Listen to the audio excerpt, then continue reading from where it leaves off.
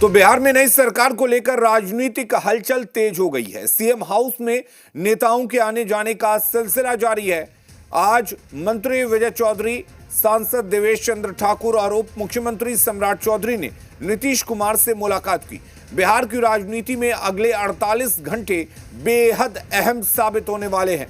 सूत्रों के मुताबिक 14 अप्रैल को नीतीश कैबिनेट की आखिरी बैठक होगी और इसी दिन मुख्यमंत्री इस्तीफा दे सकते हैं। 15 अप्रैल को सुबह 11 बजे एनडीए विधायक दल की बैठक होगी, जिसमें नेता का चुनाव होगा और शाम 4 बजे राजभवन में शपथ ग्रहण समारोह आयोजित होगा।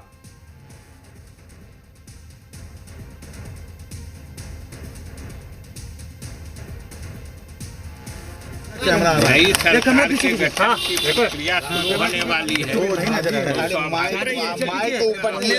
तो भैया क्या करें सर, मंत्रिमंडल को लेकर के भी चर्चाएं हुई है क्या? नहीं, अभी मंत्रिमंडल को लेकर हम नहीं कर रहे हैं।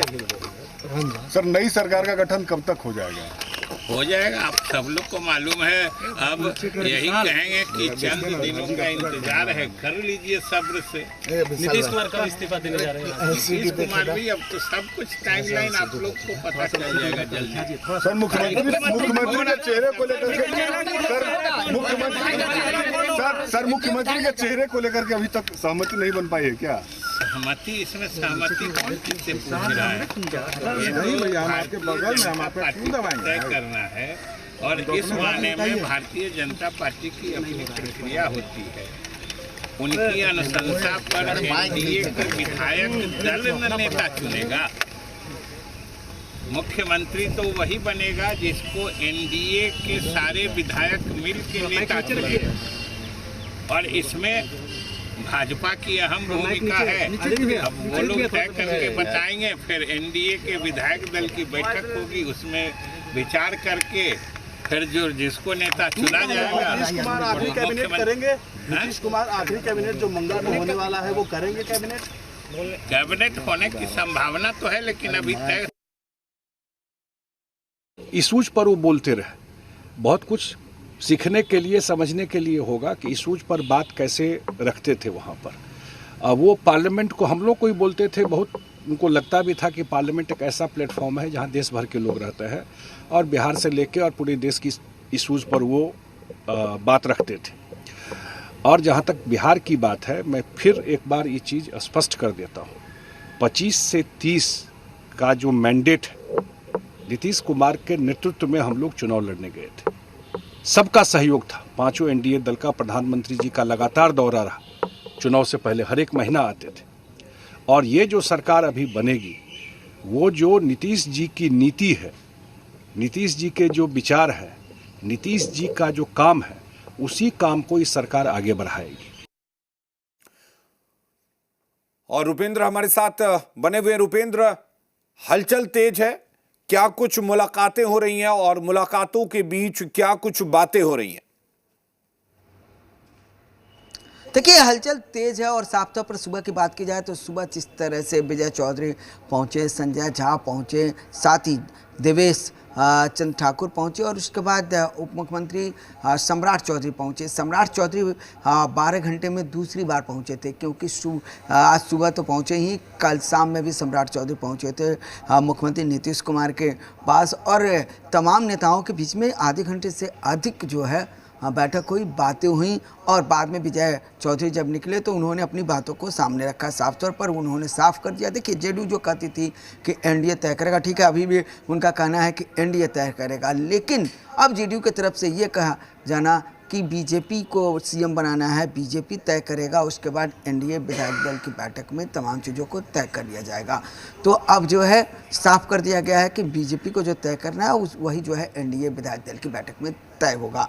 अब जिस तरह से जो सूत्रों के हवाले से खबर है कि 14 तारीख को कैबिनेट की जाएगी, कैबिनेट के बाद मुख्यमंत्री नीतीश कुमार राजभवन जाएंगे, इस्तीफा देंगे और 15 तारीख की बात की जाए तो उस दिन एनडीए की बैठक होगी और एनडीए की बैठक के बाद नेता घोषित होने के बाद 4 बजे शपथ ग्रहण समारोह होगा। लेकिन जिस तरह से शिवराज सिंह चौहान को जिस तरह से लेटर निकला है और उनको केंद्रीय पर्यवेक्षक के रूप में बिहार भेजा जाएगा और जो बीजेपी विधायक दल की बैठक हुई उसमें नेता चुनने का जिम्मेवारी जो है वो शिवराज सिंह चौहान को दिया गया है। शिवराज सिंह चौहान जो है काफ़ी अनुभवी बीजेपी में नेता हैं और साफ तौर पर कई बार वो मुख्यमंत्री रहे हुए हैं, देश का भी कृषि मंत्री हैं, काफ़ी उनका अनुभव है और यही कारण है कि शिवराज सिंह चौहान को केंद्रीय पर्यवेक्षक के रूप में बिहार भेजने का जो है फैसला बीजेपी ने किया है। तो अब बीजेपी विधायक दल की बैठक कब होगी इसकी टाइम की घोषणा नहीं हुई है, दिन की घोषणा नहीं हुई है। आज शाम तक वो भी क्लियर हो जाएगा कि विधायक दल जो बीजेपी की है उसकी बैठक कब होगी। और जब विधायक दल बीजेपी की बैठक हो जाएगी उसके बाद एनडीए की बैठक होगी, यानी कि मान के चले तो 15 तारीख को ही बीजेपी विधायक दल की बैठक हो सकती है या 14 को रात में बीजेपी विधायक दल की बैठक हो सकती है, फिर एनडीए विधायक दल की बैठक होगी और उसमें फैसला हो जाएगा कि किनके सर पे ताज सजने वाला है, बीजेपी का वो कौन सा चेहरा है जो मुख्यमंत्री बनेगा। लेकिन नाम में कई नाम चल रहे हैं, लेकिन एक नाम जो है वो सबसे आगे है, वो सब कुछ जानता है, जो डिप्टी सीएम है। तो साफ तौर पर देखा जाए 15 तारीख की जो हम लोग खबर चला रहे हैं कि 15 तारीख को ही शपथ ग्रहण समारोह, यह फाइनल है कि 15 तारीख को 4 बजे शपथ ग्रहण समारोह है। जी बिल्कुल। दो यहाँ पर बयान हम लोगों ने सुनवाया रुपेंद्र। एक बयान विजय चौधरी का था जिसमें ये चीज तो उन्होंने साफ कर दिया कि बीजेपी को ही तय करना है, अब सब कुछ बीजेपी को करना है। उसके बाद एनडीए विधायक दल की जो बैठक होगी उसमें सर्वसम्मति से एक दिखा दिया जाएगा कि फैसला ले लेना है, लेकिन ये तो तय हो गया कि मुख्यमंत्री बीजेपी का बनेगा। दूसरी बात ये कि संजय झा यहां पर कहते नजर आए कि 25 से 30 फिर से नीतीश, ये कह के सत्ता में आया था एनडीए, लेकिन अब नीतीश कुमार मुख्यमंत्री पद से हट रहे हैं। लेकिन उन्होंने एक बात ये भी कही कि जो 25 से 30 की सरकार चलेगी वो नीतीश कुमार के नीतियों पर काम करेगी। तो ये कैसे संभव हो पाएगा? मुख्यमंत्री बीजेपी का होगा, बीजेपी की अपनी नीतियां हैं, अपना मैनिफेस्टो होगा, अपनी चीजें होंगी। तो क्या ये सिर्फ ये जताने के लिए कहा गया है कि एक रोष ना हो लोगों में, या जिस तरह से विपक्ष आरोप लगा रहा है कि मैंडेट नीतीश कुमार के नाम पर मिला था, इसको एक तरह से मेकअप करने की और डैमेज कंट्रोल करने के लिए ये बयान दिए जा रहे हैं?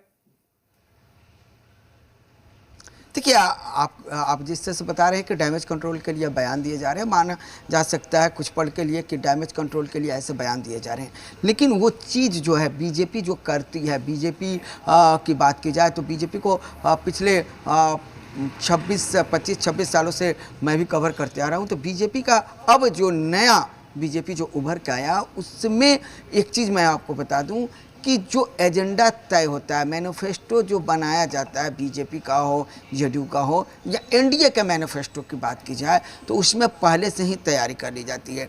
साफ तौर पर नीतीश कुमार जी का जब नाम आया कि वो राज्यसभा जाएंगे और वो 4 मार्च का दिन था, होली का दिन था, काफ़ी लोग जो है होली मना रहे थे और उसमें एक आया, तो ये कोई नीतीश कुमार पर थोपा नहीं किया, ये पहले से ही तय था तमाम चीज़ें कि आगे क्या होने वाली है। समय तय नहीं था कि किस समय जो है वो उस समय के हिसाब से चला जाएगा, लेकिन ये पहले से ही जब चुनाव हुआ था उसी समय बीजेपी जेडीयू ये तमाम चीज़ों को तय कर लिया था और इस अनुसार से जो है जब राज्यसभा चुनाव हुआ उस समय फैसला हो गया। नीतीश कुमार ने इसका विरोध नहीं किया। जिन लोगों ने जेडीयू में इसका विरोध किया उसको साफ तौर पर देखिए पार्टी से अलग कर दिया गया।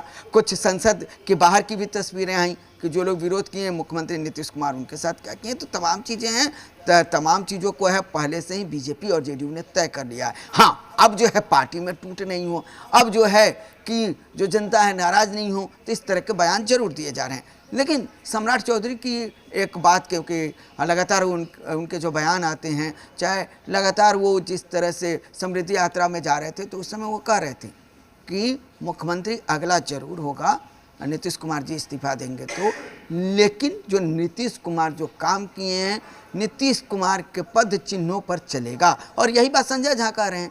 तो साफ तौर पर नीतीश कुमार ने जो एजेंडा तय कर दिया है, जो खाका बना दिया है, जो रोड मैप बना दिया है, उस पर ही बीजेपी 2030 तक चलेगी। वो इसलिए चलेगी कि 2029 का चुनाव भी बीजेपी को बिहार में जीतना है और 2029 के चुनाव के साथ, क्योंकि देखिए बिहार हो या यूपी हो, बीजेपी के लिए काफ़ी जो है ये सीट देती है आपको केंद्र में सरकार बनाने के लिए। तो ये तमाम चीज़ें हैं। तो संजय झा जो बात कर रहे हैं वो मिला जुला कर सही कर रहे हैं कि नीतीश कुमार रहेंगे और सीएम हाउस के बगल में जिस तरह से बात करें 14 में जीताराम मांझी को नीतीश कुमार ने मुख्यमंत्री बनाया, उसके बाद 7 सर्कुलर रोड चले गए, कुछ दिन वहाँ पर हैं, फिर वह एक अन्य मार्ग आ गए, तो फिर अब 7 सर्कुलर रोड में ही नीतीश कुमार शिफ्ट हो रहे हैं और वहाँ से सीएम आवास जो है वॉकिंग डिस्टेंस पे है। और जिस तरह से तालमेल है, संजय झा ने एक बात और कहा था कि नीतीश कुमार जो है जब सदन चलेगा तो दिल्ली में रहेंगे और जब सदन नहीं चलेगा तो बिहार में ही रहेंगे, यानी कि एक गार्जियन के रूप में जी। नीतीश कुमार को रखा जाएगा और काम जो है रोड मैप जो उन्होंने तैयार किया है उसके हिसाब से चलेगी बीजेपी। लेकिन हाँ, बीजेपी की सरकार होगी, उसमें से जरूर कुछ ना कुछ बदलाव जरूर होगा, बीजेपी अपने हिसाब से चलेगी, लेकिन वोट को ध्यान में रखते हुए कहीं ना कहीं नीतीश कुमार के जो लगभग एजेंडे हैं उस पर बीजेपी चलने का काम करेगी, कुछ अपना भी एजेंडा उसमें लाएगी। जी चलिए, बहुत शुक्रिया रुपेंद्र आपका तमाम बातचीत करने के लिए, तमाम जानकारी देने के लिए। तो नीतीश कुमार के पद चिन्हों पर जो नई सरकार बनेगी वो चलेगी, मुख्यमंत्री कौन होगा ये देखने वाली बात होगी, लेकिन ये तय है कि मुख्यमंत्री बीजेपी का होगा। इसके लिए बीजेपी की तरफ से पर्यवेक्षक की नियुक्ति भी कर दी गई है। बीजेपी विधायक दल का नेता चुनने के लिए केंद्रीय कृषि मंत्री शिवराज सिंह चौहान को पर्यवेक्षक के रूप में नियुक्त किया गया है।